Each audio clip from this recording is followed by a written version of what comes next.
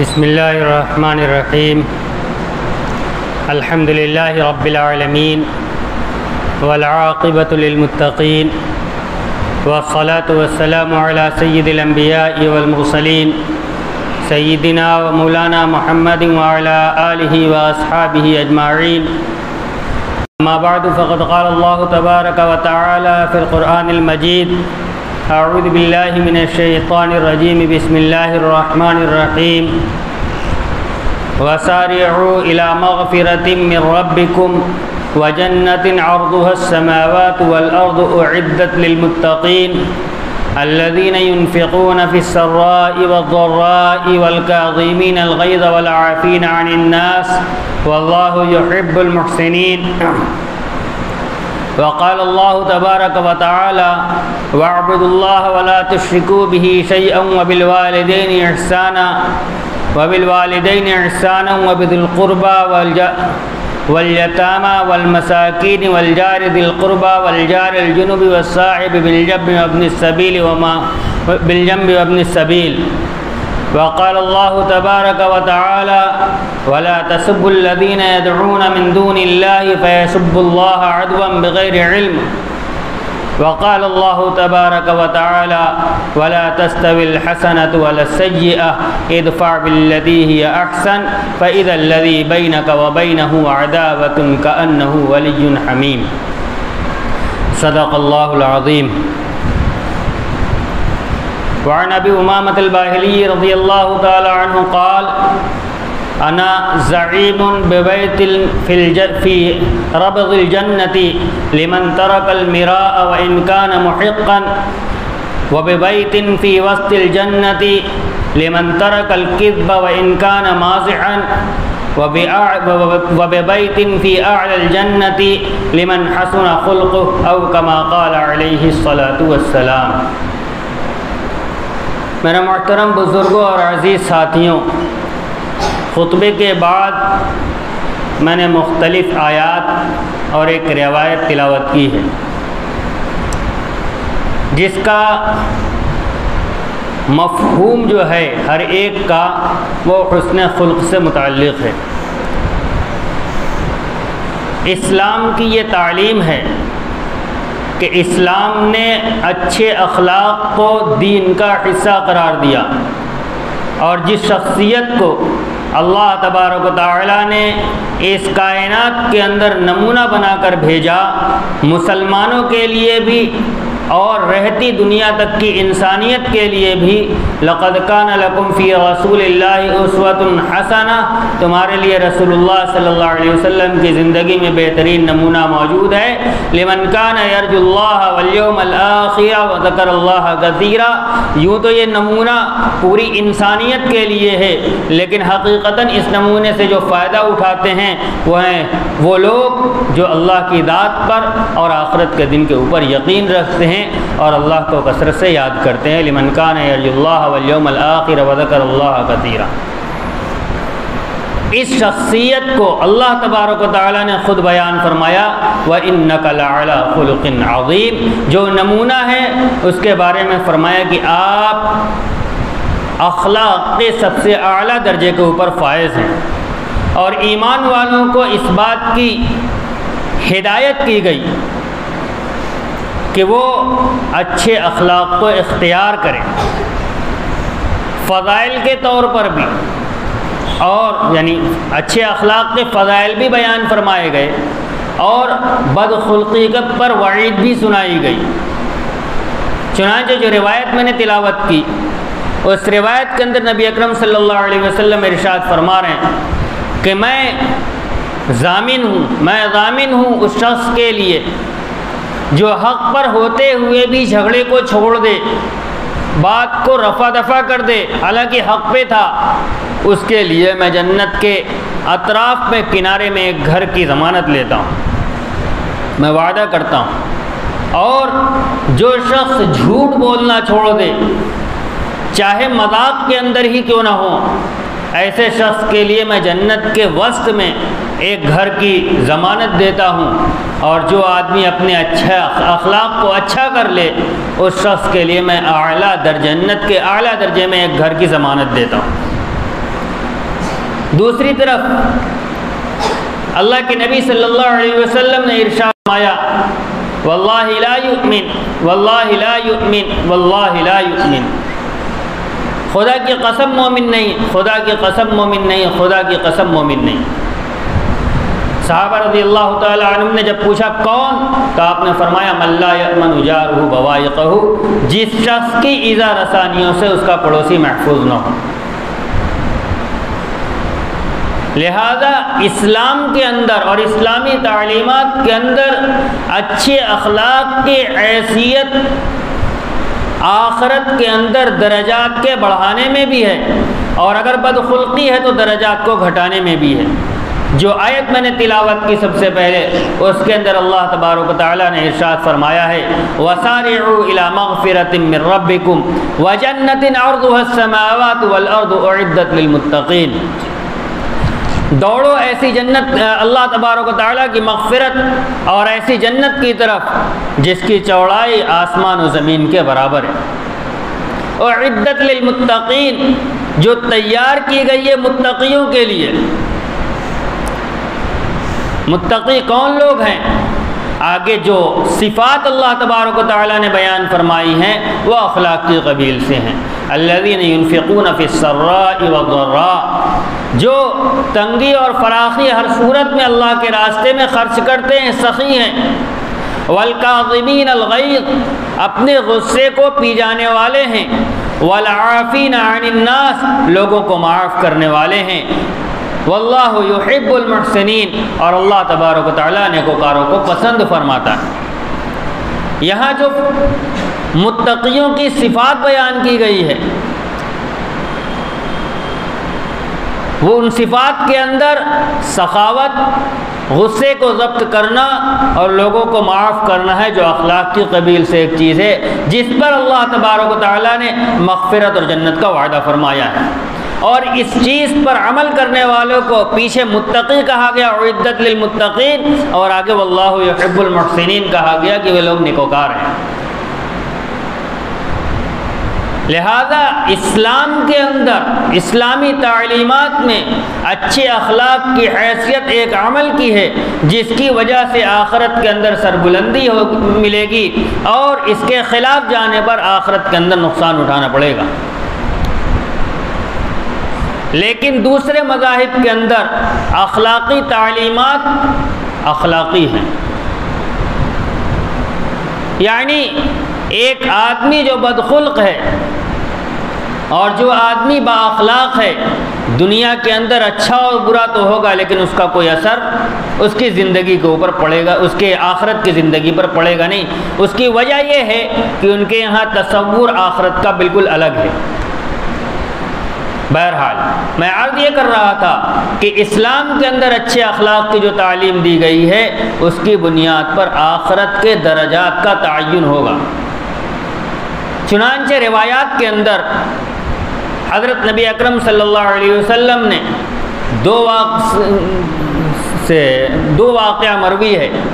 ایک واقعہ بنی اسرائیل کی اس عورت کا ہے جو انتہائی تہجد عبادت گزار تھی، لیکن اس نے ایک بلی پال رکھی تھی اور اس کو وقت پر کھانا نہیں دیتی تھی، اور وہ بلی بھوکی اپنی پنجڑے کے اندر وہ مر گئی۔ اللہ تبارک کے نبی صلی اللہ علیہ وسلم نے فرمایا کہ جہنم کے اندر جائے گی۔ دوسری طرف وہ عورت ہے جو فاحشہ تھی، گنہگار تھی، لیکن ایک کتے کو اس نے پانی پلایا تھا، پیاسے کتے کو، تو اللہ کے نبی صلی اللہ علیہ وسلم نے فرمایا اللہ تبارک و تعالیٰ اس کی مغفرت فرمائیں گے اور اس کو جنت کے اندر داخلہ نصیب ہوگا۔ اخلاق کی بنیاد پر اللہ تبارک و تعالیٰ آخرت کے درجات کو بڑھائیں گے اور گھٹائیں گے۔ لہذا بحیثیت مسلمان ہونے کے ہماری زندگی کے اندر اچھے اخلاق کا ہونا ویسا ہی ضروری ہے جیسے ہماری زندگی کے اندر عبادات کا ہونا ضروری ہے۔ نماز جس طرح فرض ہے اسی طرح اچھے اخلاق بھی ہمارے اوپر فرض ہیں، اور اللہ تبارک و تعالیٰ نے اس کی گواہی دی، وَإِنَّكَ لَعَلَىٰ خُلُقٍ عَظِيمٍ، خود نبی اکرم صلی اللہ علیہ وسلم بلند اخلاق کے اوپر فائز ہیں، اور خود حضرت نبی اکرم صلی اللہ علیہ وسلم نے ارشاد فرمایا خیرکم خیرکم لأہلہ وأنا خیرکم لأہلی۔ اچھے اخلاق کا پتہ کیسے چلے گا کہ کون اچھے اخلاق والا ہے اور کون اچھے اخلاق والا نہیں ہے؟ سب سے پہلا حسن اخلاق کا جو مستحق ہے ہمارا، وہ ہمارے قریبی رشتہ دار اور ہمارے گھر والے ہیں، اور وہی اس بات کی گواہی دیں گے کہ آدمی کے اخلاق اچھے ہیں کہ نہیں۔ ہم حضرت نبی اکرم صلی اللہ علیہ وسلم کی زندگی جو صحابہ رضی اللہ تعالی عنہم نے بیان فرمائی ہے اور جو آپ کی ازواج مطہرات نے بیان فرمائی ہے، اس کو ہم سامنے رکھیں۔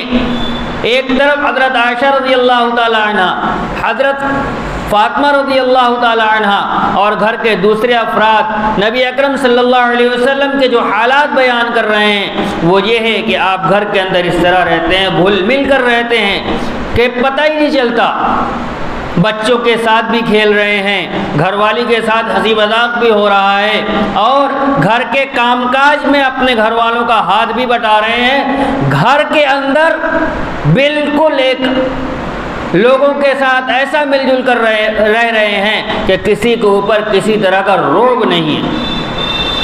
اور جب وہی حضرت نبی اکرم صلی اللہ علیہ وسلم مجلس کے اندر آ کر بیٹھتے ہیں حضرات صحابہ اکرام رضی اللہ تعالیٰ عنہ کے درمیان، تو پھر حالت یہ ہے کہ صحابہ اکرام رضی اللہ تعالیٰ عنہ فرماتے ہیں کہ ہم انتظار میں رہا کرتے تھے کہ کوئی بدو آئے اور وہ نبی اکرم صلی اللہ علیہ وسلم سے سوال کرے اور سوال اس سے کچھ فائدہ حاصل ہو جائے۔ ایسا رعب ہوتا تھا کہ کوئی کچھ پوچھنے کی جلدی ہمت نہیں کر پاتا تھا۔ تو گھر والوں کے ساتھ یہ معاملہ، اور باہر ایسا رعب، ہمارا معاملہ اس کے الٹ ہے۔ گھر کے باہر کیسا ظریف آدمی ہے، جس مجلس میں بیٹھتا ہے مجلس گلزار ہو جاتی ہے، اور جیسے ہی گھر کے اندر قدم رکھا بچے ادھر چلے گئے، بیوی ادھر چلی گئی، دوسرے تعلق والے ادھر چلے گئے، ابا گھر کے اندر داخل ہو گئے، اب کوئی زور سے بول بھی نہیں سکتا۔ یہ ہمارا معاملہ الٹا جا رہا ہے۔ یہ اخلاق نہیں، یہ بدخلقی ہے۔ اخلاق کہتے کس کو ہیں؟ اچھا اخلاق کہتے کس کو ہیں؟ اچھا اخلاق کہتے ہیں اللہ کے بندوں کے ساتھ وہ معاملہ اختیار کرنا جس سے اللہ راضی ہو جائے، اس کا نام ہے اچھے اخلاق۔ ورنہ آج لوگوں نے چکنی چپڑی باتیں کرنے کو، لوگوں کی خوشامد کرنے کا نام اچھے اخلاق رکھ لیا۔ اخلاق وہ چیز ہے جو نام اعمال کے اندر وزنی ہوگا۔ حضرت نبی اکرم صلی اللہ علیہ وسلم نے ارشاد فرمایا الا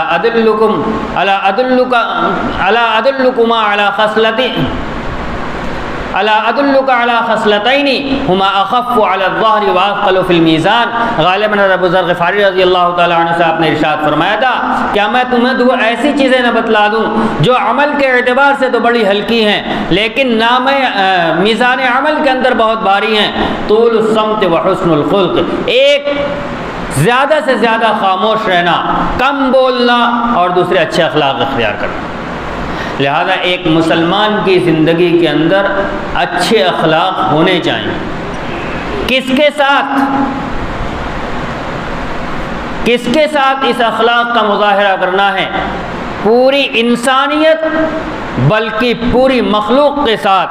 اللہ کے نبی صلی اللہ علیہ وسلم نے ارشاد فرمایا الراحمون یرحمہم الرحمن ارحموا من فی الارض یرحمکم من فی السماء۔ رحم کرنے والوں کے ساتھ رحمان بھی رحم کرتا ہے۔ تم زمین والوں پر رحم کرو، آسمان والا تم پر رحم کرے گا۔ دوسری جگہ آپ نے ارشاد فرمایا الخلق عیال اللہ، پوری مخلوق اللہ کا کنبہ ہے۔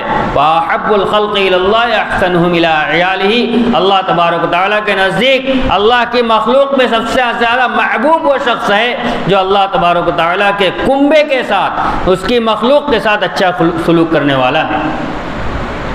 ہر ایک کے ساتھ حسن سلوک کیا جائے گا۔ لیکن حالات کی بنیاد پر کبھی کوئی چیز اور کبھی کوئی چیز اہمیت کی حامل ہو جاتی ہے۔ پہلے تھوڑا سا ہم اپنے ملک کی تاریخ کی طرف نظر کریں۔ ہمارا ملک مغلوں کی حکومت کے بعد، مغل اس ملک کے اندر آئے، انہوں نے اس ملک پر حکومت کی، یہ مسلمانوں کی حکومت تھی، لیکن انہوں نے مذہبی رواداری کو قائم رکھا۔ اسی رواداری کا نتیجہ تھا کہ اکبر حد اعتدال سے آگے بڑھ گئے اور انہیں دین الہی کے نام سے مذہب جاری کر دیا تھا۔ اور پھر مغلوں کے بعد اس ملک کے اوپر انگریزوں کا قبضہ ہوا۔ جب انگریزوں کا قبضہ ہوا اور سن 1799 کے اندر سلطان ٹیپو کی صورت میں آخری جو امید تھی کہ اس ملک سے انگریزوں کو بھگا دیا جائے گا، وہ بھی ختم ہو گئی۔ اس کے بعد اور انگریزوں کا تقریباً پورے ملک کے اوپر تسلط ہو گیا۔ جو ریاستیں موجود تھیں وہ برائے نام موجود تھیں۔ اس وقت شاہ عبدالعزیز محدث دہلوی رحمۃ اللہ علیہ نے فتویٰ دیا تھا کہ اس ملک کے اندر یہ ملک اب دارالحرب ہے اور یہاں کی حکومت کے خلاف جہاد فرض ہے۔ چنانچہ شاہ اسماعیل شہید دہلوی، سید احمد شہید بریلوی، ان دونوں نے بالاکوٹ کے معرکے کے اندر مسلمانوں کی قیادت میں جہاد کیا، مسلمانوں کی قیادت کی جہاد کے اندر، لیکن وہ معرکہ ناکام رہا۔ اس کے بعد شاملی کا معرکہ پیش آیا، جس کی قیادت حضرت حاجی امداد اللہ صاحب مہاجر مکی رحمۃ اللہ علیہ کر رہے تھے بحیثیت صدر کے اور بحیثیت امیر کے، اور دوسرے اکابری بھی ہمارے ساتھ میں تھے، لیکن وہ معرکہ بھی ناکام رہا۔ اس کے بعد ہمارے جو اکابر تھے انہوں نے اس ملک کے اندر مسلمانوں کی دین کی حفاظت کے لیے کہ ملک کے اندر مسلمان بحیثیت مسلمان زندہ رہے، ایک طرف دارالعلوم دیوبند کا قیام کیا اور مکاتب کا جال بچھایا تاکہ مسلمانوں کی دین کی حفاظت کی جا سکے۔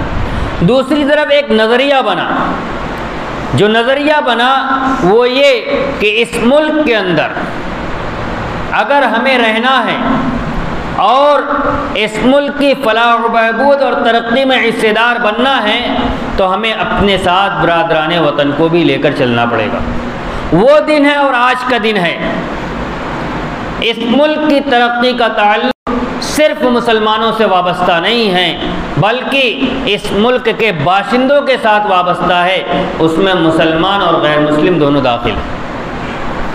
جب ہم سیرت کا مطالعہ کرتے ہیں،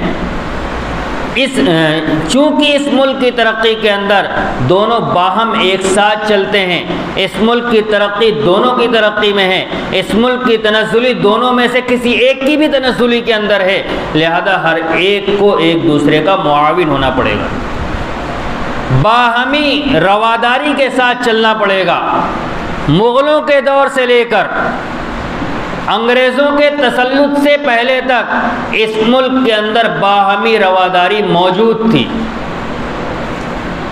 اور رواداری ایسی تھی کہ جو مغل حکمران تھے وہ برادران وطن کے جذبات کا خیال رکھا کرتے تھے۔ بی ایچ یو کے سینٹرل لائبریری کے اندر آج بھی اورنگزیب کا وہ خط موجود ہے جو بنارس کے والی کو لکھا گیا تھا کہ چونکہ بنارس غیر مسلموں کا مذہبی شہر ہے، لہذا وہاں کے مسلمانوں سے یہ درخواست تھی، حکم نہیں تھا، کہ وہاں کے مسلمان گائے کو ذبح نہ کریں کیونکہ اس کے ساتھ غیر مسلموں کی عقیدت جڑی ہوئی ہے۔ یہ رواداری تھی، یہ رواداری تب سے چلی آ رہی تھی۔ انگریز جب اس ملک کے اوپر قابض ہوا ہے تو اس نے نئی تاریخ رقم کی، نئی تاریخ مرتب کی، رقم نہیں کی، اور اس تاریخ کے اندر مسلمانوں کو برادران وطن کا دشمن گردانا، ایک مکمل تاریخ جو آج بھی وہی پڑھی اور پڑھائی جا رہی ہے نصاب کے اندر۔ لہذا اب ہماری ذمہ داری ہے اس ملک کے اندر کہ وہ جو غلط چیز تیار کی گئی ہے انگریزوں کے ذریعے سے، ہم اپنے عمل سے اس کو ثابت کریں کہ یہ غلط ہے، اور یہ چیز سیرت سے ثابت ہے۔ مذہبی رواداری کو قائم رکھنا اور برادران وطن یعنی غیر مسلموں کے ساتھ اچھا سلوک کرنا، یہ سیرت سے ثابت ہے۔ حضرت نبی اکرم صلی اللہ علیہ وسلم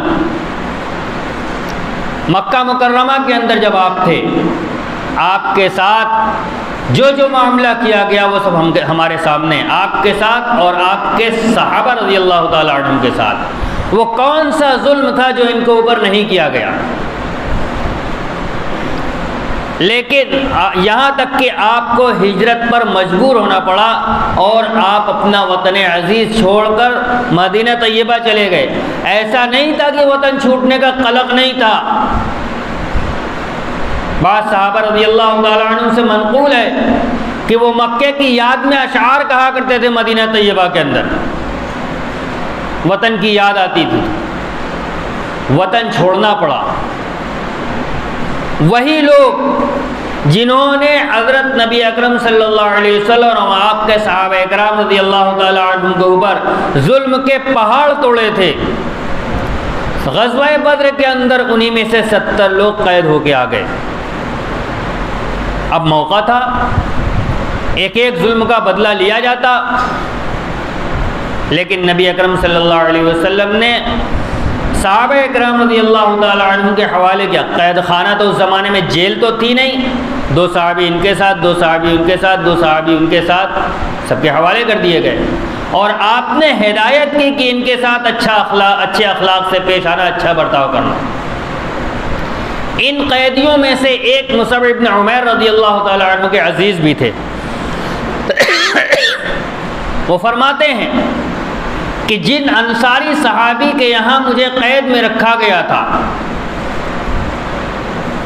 جب کھانے کا وقت ہوتا تو وہ لوگ باہر سے اچھا کھانا لے کر آتے، روٹی اور سالن، وہ تو ہمارے سامنے رکھتے، اور اپنے لیے کھجور اٹھا کر لے کے چلے جاتے، وہ لوگ کھجور استعمال کرتے۔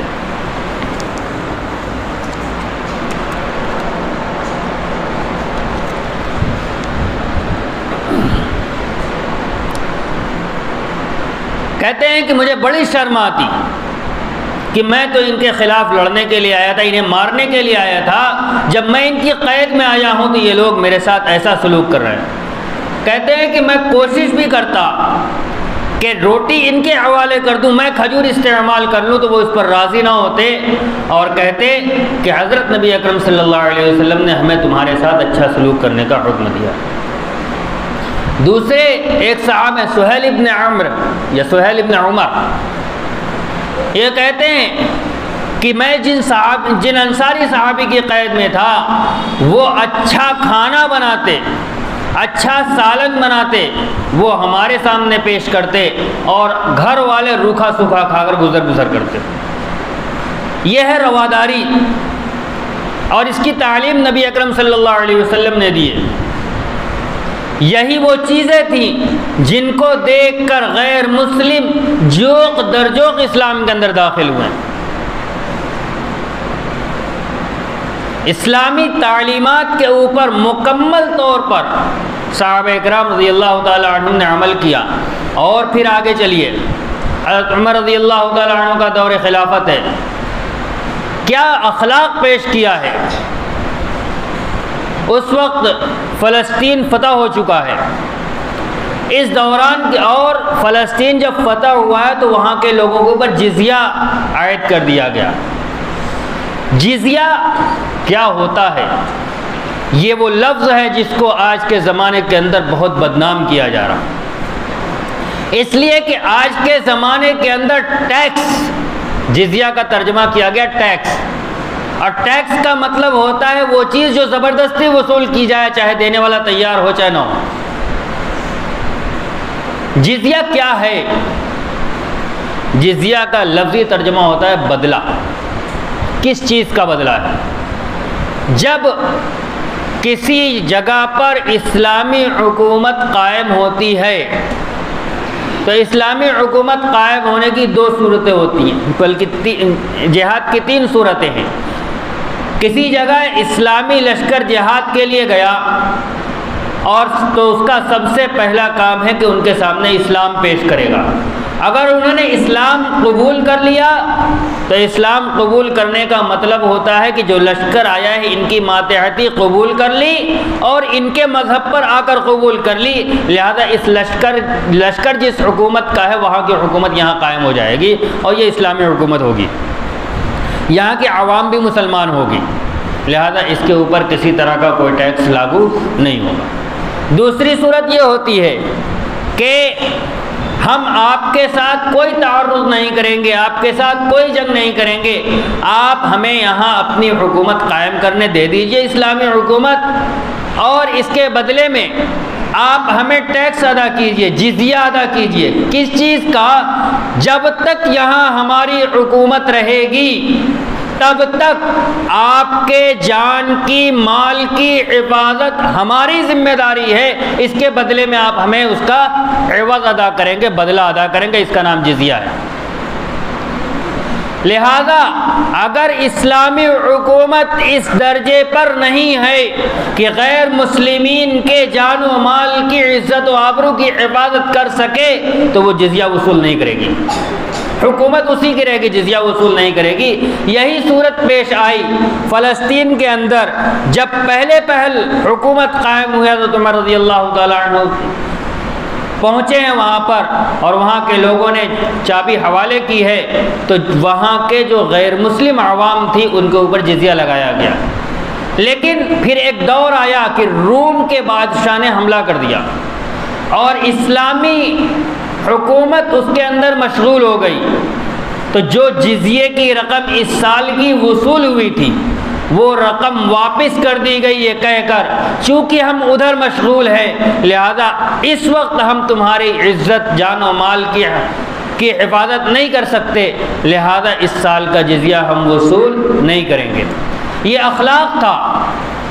تو اس سے متاثر ہو کر وہاں کے جو غیر مسلم تھے انہوں نے یہ دعا کی تھی کہ چونکہ وہ بھی ماننے والے تھے، آسمانی مذہب کے عیسائی تھے، کہ اللہ تبارک و تعالیٰ رومیوں کے خلاف تمہیں فتح عطا فرمائے اور ہمیں تمہاری ماتحتی میں رہنا نصیب فرمائے۔ یہ ان کی دعا تھی۔ غیر مسلمین کے ساتھ صحابہ رضی اللہ تعالیٰ عنہم نے، خود نبی اکرم صلی اللہ علیہ وسلم نے جو معاملہ کیا ہے وہ تاریخ میں سنہرے حروف کے ساتھ رقم ہے، جس کی سب سے بڑی مثال فتح مکہ کا موقع ہے۔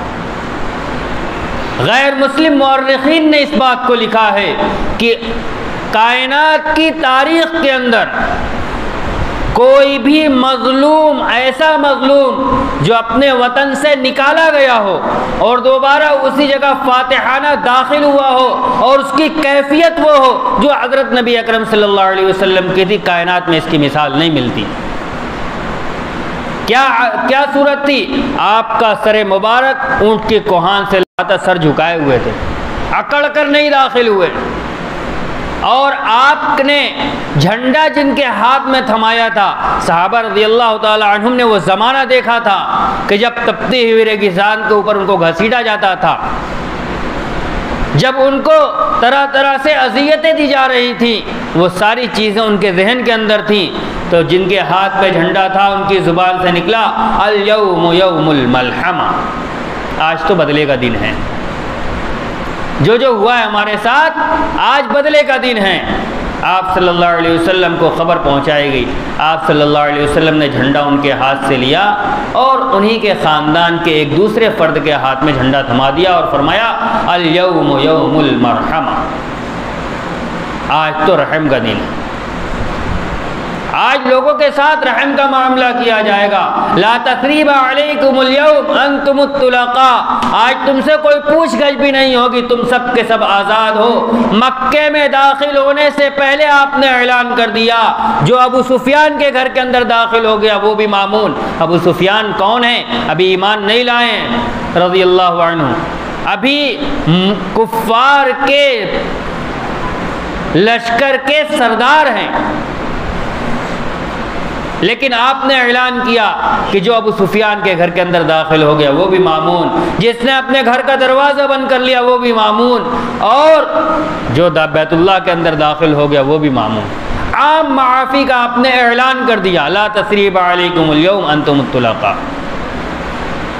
مورخین نے لکھا ہے اور غیر مسلم مورخین نے بھی یہ بات لکھی ہے کہ ایسی اخلاق کی اعلیٰ مثال کائنات کی تاریخ میں کہیں نہیں ملتی۔ یہ سب معاملات کن کے ساتھ کیے جا رہے ہیں؟ یہ سارے معاملات ان کے ساتھ کیے جا رہے ہیں جو اپنے ہم مذہب نہیں ہیں، جو غیر ہیں، اور ایسے غیر ہیں جنہوں نے دشمنی کا کوئی موقع اور نقصان پہنچانے کا کوئی موقع ہاتھ سے جانے نہیں دیا ہے۔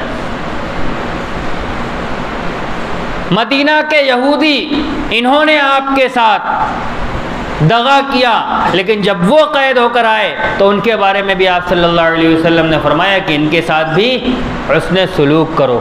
حسن سلوک کی تاکید ہر جگہ مل رہی ہے، چاہے وہ مسلم ہو یا غیر مسلم ہو، بلا کسی تفریق کے۔ یہی اسلام کی تعلیم ہے، اور آج کل کے مقابلے میں ہمارے لیے یہ اور زیادہ ضروری ہو گیا ہے کہ ہم اپنوں کے ساتھ ساتھ غیروں کے ساتھ بھی حسن سلوک کا معاملہ کریں۔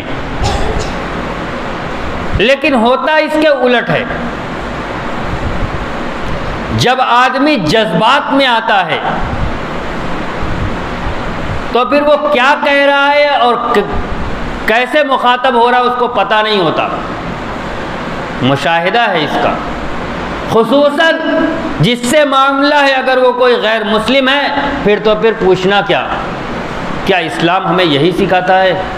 اسلام کیا سکھاتا ہے؟ وَلَا تَسُبُّوا الَّذِينَ يَدْعُونَ مِن دُونِ اللَّهِ فَيَسُبُّوا اللَّهَ عَدْوًا بِغَيْرِ عِلْمٍ۔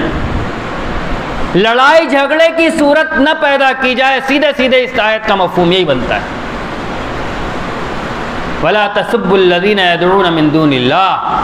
وہ لوگ جو اللہ کے علاوہ تم گالی مت دو، برا بھلا مت کہو ان کو جن کو یہ لوگ پکارتے ہیں اللہ کو چھوڑ کر، یعنی معبودان باطلہ کو، کفار اور مشرکین کے معبود کو تم برا بھلا مت کہو۔ کیا ہوگا؟ فَيَسُبُّ اللَّهَ عَدْوًا بِغَيْرِ عِلْمٍ۔ تمہاری دشمنی میں یہ اللہ تبارک و تعالیٰ کو برا بھلا کہیں گے اور ان کو علم نہیں ہو، ان کو علم اس کا ہے نہیں۔ ان کو برا بھلا کہنے سے منع کیا جا رہا ہے، کیوں؟ ان کو ٹھیس پہنچے گی تو وہ اللہ کو برا بھلا کہیں گے۔ میں نے اسی لیے کہا اس آیت کا سیدھا سیدھا مفہوم یہ بنتا ہے کہ آپس میں لڑائی جھگڑے کی صورت پیدا نہ کی جائے تو کیا کیا جائے؟ وَلَا تَسْتَوِي الْحَسَنَةُ وَلَا السَّيِّئَةُ۔ اچھائی اور برائی برابر نہیں ہو سکتی۔ ادفع باللتی ہی احسن، یہ ہے کام کرنے کا،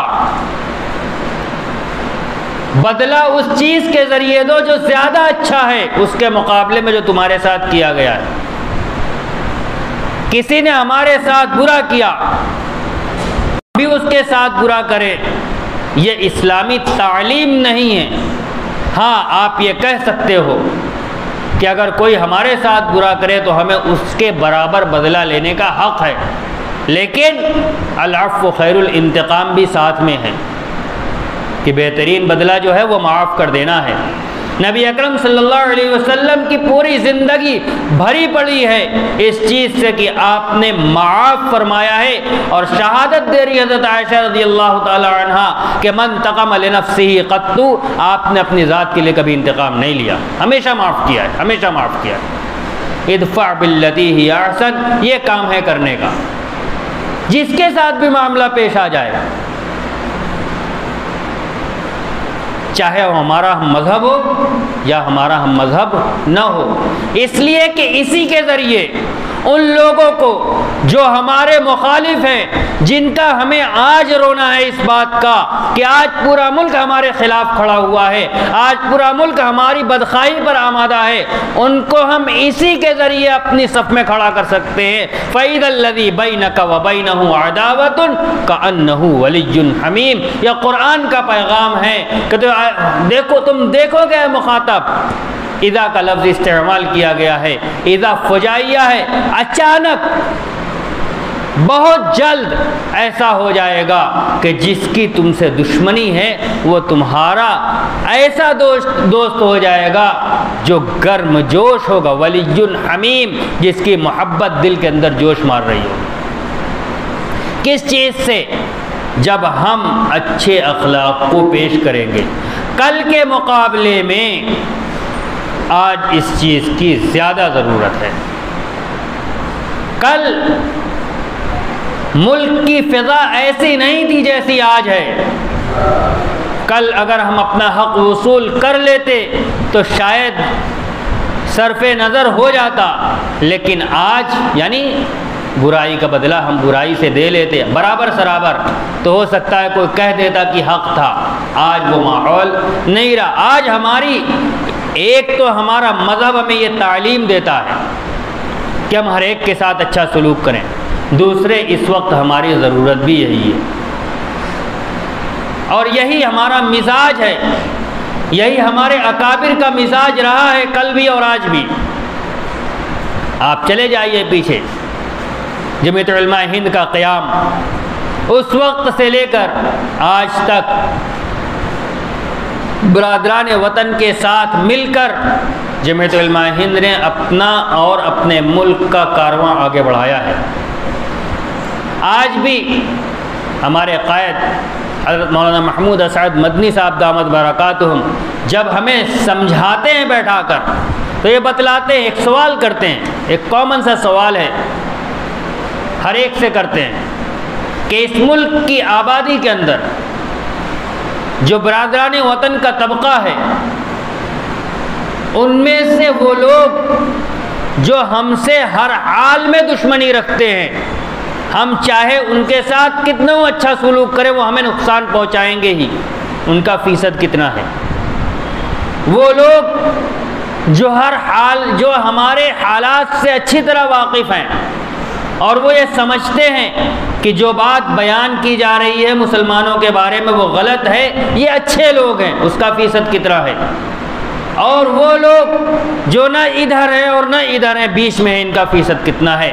ایک انصاف پسند آدمی ہر حال میں یہ کہے گا یہ بیچ والا جو طبقہ ہے یہ سب سے زیادہ ہے، جو نہ ادھر ہے نہ ادھر ہے، وہ حالات کی بنیاد پر اپنے فیصلے لیتا ہے۔ اگر اس کو یہ نظر آیا کہ مسلمان بد اخلاق ہیں، جو بتایا جاتا ہے ویسے ہی ہیں، تو پھر اس کا جھکاؤ ادھر ہو جائے گا۔ اور اگر مسلمانوں نے اپنے حالات ایسے پیش کیے کہ پتہ چلے کہ نہیں جو بیان کیا جا رہا وہ غلط، تو ان کی ہمدردی ہمارے ساتھ ہو جائے گی۔ ان کا یہ سوال ہوتا ہے حضرت کا کہ بتاؤ ہمیں کیا کرنا چاہیے؟ اپنے اخلاق سے اس بڑے طبقے کو اپنے طرف موڑ لیا جائے یا اپنی بدخلقی سے ان کو ادھر کی طرف موڑ دیا جائے۔ لہذا ہم سب سے پہلے اچھے اخلاق کا اختیار کرنا ہمارا مذہبی فریضہ ہے۔ اگر ہم نے اچھا اخلاق اختیار نہیں کیا تو اس دنیا کے اندر تو رسوا ہوں گے ہی، آخرت کے اندر بھی اللہ تبارک و تعالیٰ پکڑ فرمائیں گے۔ لہذا سب سے پہلے اپنے مذہبی فریضے کے طور پر ہم اپنے اچھے اخلاق کو اچھا بنائیں گے۔ دوسرے نمبر پر وہ جو نفرت انگریزوں نے بوئی ہے، جس کی آبیاری آج کی فسطائی طاقت کر رہی ہے، ہمیں اپنے اخلاق سے اس کا جواب دینا ہے اور برادران وطن کو یہ بتلانا ہے کہ حقیقت میں مسلمان بدخلق نہیں ہوتا، حقیقت میں مسلمان غیروں کے ساتھ جابرانہ سلوک نہیں کرتا۔ یہی تو پڑھایا گیا ہے کہ اسلام تلوار کے زور پر پھیلا ہے۔ مغلوں نے مسلمانوں کے اوپر بہت ظلم کیا ہے، جزیہ ٹیکس لگایا ہے۔ یہ آج ایک یہ بات بھی ذرا واضح کر دوں، اس ملک کے اندر مسلمانوں نے سینکڑوں سال حکومت کی ہے، جزیہ صرف ایک حاکم نے لگایا ہے اور وہ بھی صرف 2 سال، اورنگزیب عالمگیر رحمۃ اللہ علیہ، انہوں نے جزیہ لگایا تھا اور حکومت بہت لمبی تھی، درمیان میں 2 سال لگایا ہے۔ کیوں؟ وہی اصول جب اورنگزیب عالمگیر رحمۃ اللہ علیہ کی حکومت اتنی مستحکم تھی کہ انہیں اس بات کا یقین تھا کہ برادران وطن کے جان و مال کی عزت آبرو کی ہم حفاظت کر لیں گے، تو اس وقت جزیہ لگایا تھا کہ اس کے بدلے میں جزیہ دیا جائے گا۔ 2 سال کے بعد جب حکومت کمزور ہوئی اور انہیں اس بات کا شبہ ہوا کہ معلوم نہیں آگے میں حفاظت کر پاؤں گا کہ نہیں، جزیہ ٹیکس اٹھا لیا۔ ٹیکس میں میری زبان سے بھی نکل رہا ہے چونکہ عام طور پر یہی کہا جا رہا ہے، جزیہ اٹھا لیا۔ کیوں؟ جس چیز کے عوض میں جزیہ تھا اس کی اب طاقت میرے پاس نہیں۔ لہذا کل بھی ہمارا یعنی جمعیت علماء ہند کا مزاج یہی تھا کہ اس ملک کے اندر برادران وطن کے ساتھ رواداری، ان کے ساتھ باہمی خیر خواہی اور خیر سگالی کے ساتھ اگر رہا جائے تو اس میں ہماری بھی ترقی ہے، ملک کی بھی ترقی ہے۔ کل بھی یہی مزاج تھا، آج بھی یہی مزاج ہے اور اسی مزاج کے ساتھ چل رہے ہیں۔ ورنہ جذبات کے پیچھے چلنے میں ہمیشہ ہم نے نقصان اٹھایا ہے۔ میں صرف ایک واقعے کی طرف اشارہ کر کے اپنی بات مکمل کر دیتا ہوں، اس لیے کہ جب ہم یہ بات کرتے ہیں کہ ہم صبر کا مظاہرہ کریں، تعلقات کو استوار رکھنے کی کوشش کریں، اپنی زبان کے ذریعے سے دوسروں کے جذبات کو نہ بھڑکائیں، تو ہم سے کہا جاتا ہے کہ ہم بزدل ہیں، ہم بزدل ہیں۔ اگر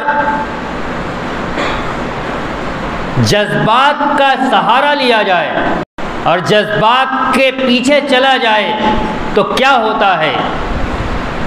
آج اس ملک کے اندر مسلمان پریشان ہیں، یہ حقیقت ہے، اس سے انکار نہیں کیا جا سکتا۔ اس کی وجہ کیا ہے؟ اس کی بنیادی وجہ جو ہے وہ تقسیم ہے۔ تقسیم جو ہوئی ہے وہ جذبات کے نتیجے میں ہوئی ہے۔ کچھ لوگ کھڑے ہوئے، انہوں نے اسلام کا اور لا الہ الا اللہ کا حوالہ دے کر ملک کو تقسیم کرنے کی بات کی اور ملک تقسیم ہو گیا۔ اس دن جس دن ملک تقسیم ہوا ہے اس دن سے لے کر آج تک مسلمانوں کی فصلیں کاٹی جا رہی ہیں۔ وجہ وہی بنا ہے۔ کیوں؟ اور جو لوگ اس ملک کو تقسیم کرا رہے تھے، جو اس کے حامی تھے، ان میں سے ایک صاحب کا بیان تھا جب ان سے پوچھا گیا، اس وقت نام میرے ذہن میں نہیں ہے، غالباً سہارنپور کے تھے، کہ ملک تقسیم ہو جائے گا، آپ اپنا ملک لے کر چلے جاؤ گے، یہاں کے مسلمانوں کا کیا ہوگا؟ تو انہوں نے کہا تھا کہ ہم تو یہاں کے مسلمانوں کے اوپر فاتحہ پڑھ کر جا رہے ہیں، اس لیے کہ وہ یا تو قتل کر دیے جائیں گے یا مرتد بنا لیے جائیں گے، اس ملک کے اندر مسلمانوں کا کوئی مستقبل نہیں ہے۔ یہ جذبات ہی تو تھا کہ اللہ کے نام پر اور کلمہ کے نام پر لوگوں کو بھڑکایا اور مسلمانوں کی قبر کھود کر جا رہے ہیں، خود کہہ رہے ہیں۔ وہ دن ہے اور آج کا دن ہے۔ اس وقت جن لوگوں نے یہ کہا تھا کہ نہیں یہ چیز مسلمانوں کے لیے نقصان دہ ہے، ان کے سامنے وہ کام کیا گیا جس کو آج بیان کرتے ہوئے شرم آتی ہے۔ وہ نقصان آج تک ہم جھیل رہے ہیں۔ دوسرا جذبات آپ کے علاقے کا، سی اے این آر سی کے خلاف مظاہرے کے اندر جذبات ہی تو تھا، جذبات ہی تو تھا۔ اگر دائرے کے اندر رہتے ہوئے اس جمہوری ملک کے اندر مظاہرہ منع نہیں ہے، یہ بات یاد رکھیں، جمہوری ملک کے اندر کسی چیز کے خلاف مظاہرہ منع نہیں ہے۔ جنتر منتر پر ٹھیک اس سے 1 ہفتے پہلے جمعیت علماء ہند نے مظاہرہ کیا تھا، یہاں بھی مظاہرہ ہوا۔ مظاہرے کے اندر جذبات میں آ کر قانون ہاتھ میں لیا جائے گا تو پھر نقصان ہوگا۔ وہ جذباتی لوگ تھے، جذبات نہیں، ہوش کے ناخن لیں، اتنا اقدام کیا جائے جس سے خود اپنی ذات کو نقصان نہ پہنچنے پائے۔ لہذا آج اپنے جذبات کو قابو رکھ کر برادران وطن کے ساتھ حسن خلق اور صبر کے ساتھ زندگی گزاری جائے تو وہ جو بیچ کا طبقہ ہے وہ انشاءاللہ ہمارے ساتھ کھڑا رہے گا، اور ان جگہوں پر جہاں ہم اپنے آپ کو بے سر و سامان پا رہے ہیں وہاں وہ ہماری حمایت کے لیے آئیں گے۔ آج ابھی بھی کچھ لوگ ایسے ہیں جو مسلمانوں کی حمایت کے لیے آ جاتے ہیں، لیکن یہ تعداد کم ہے، بڑھے گی تب جب ہم اپنے عمل کے ذریعے سے اس چیز کو پیش کریں گے۔ اللہ تبارک و تعالی ہمیں توفیق عطا فرمائے۔ وآخر دعوانا الحمدللہ رب العالمین۔